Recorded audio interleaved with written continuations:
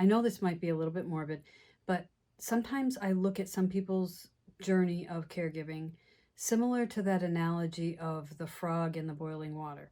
That is not true at all, but supposedly the saying goes that if you put a frog into boiling water, it'll jump out. But if you put a frog into water and slowly bring it to a boil, it won't react at all and it will eventually die. As some people become caregivers to their parent, it happens slowly. So we might go and get medications for our parents, or we might set up their pills, or we might take them to appointments.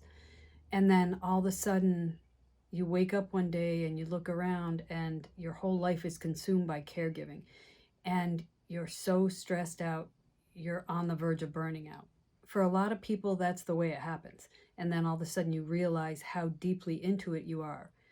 And there wasn't a lot of thought about planning or what to do in different situations. But if you happen to be in the situation where you're in the process of deciding whether you're going to be a caregiver to your parent, or even if you're in the beginning stages, if you ask yourself some questions, give yourself some things to think about, you can actually plan a little bit so it doesn't feel so overwhelming and it doesn't get so far ahead of us that we can't see a way to get out. So that's what we're going to talk about today.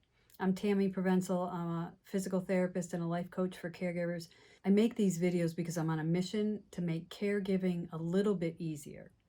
So let's talk about 5 questions that get you to kind of think about what things might look like and come up with a plan on how you're going to handle things. Being in the middle of things as everything is happening around you is a really hard place to be. It makes us feel like we have very little control over what's happening. So kind of preparing ourselves a little gives us more control. So the first thing to think about is, can you handle your parents' physical issues, their mobility issues? How do they need a lot of help to get around? Can you handle helping them get in and out of the tub and in and out of the car? If your parent has medical issues like wounds or diabetes, can you handle those things? The second thing to think about is your own life commitments. How much attention does your family need, your spouse, your job, and yourself? Do you have a lot going on that would be really disrupted if you were to become a caregiver? The third thing to think about is finances. If you had to become a caregiver, how does that affect your finances? How does that affect your ability to work full time? Can your parents financially handle paying for a caregiver? To me, it looks like there's more and more people deciding that they have to quit their job to take care of their parent.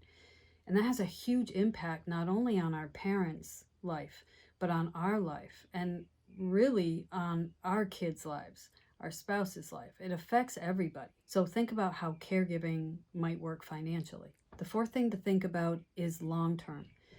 If this went on for 5 years, if this went on for 10 years, does that seem like something you could do by yourself for that amount of time? And remember that the amount of care and the type of care your parent needs is going to increase. And then the last thing to think about is your relationship with your parent. If historically it hasn't been a good relationship, if maybe you feel resentment toward your parent or you feel like they haven't supported you in your life, that can have a really big impact on your emotional well-being when you become a caregiver. And if you think about that, then you can actually start to maybe address some of those things before you go into caregiving, or at least at the beginning stages, and release some of that stuff that might have been there your whole life. Hopefully today's video gave you some things to think about. Caregiving is hard no matter how you do it. But if we have the ability to think through different scenarios, then we can plan. And planning gives us more control.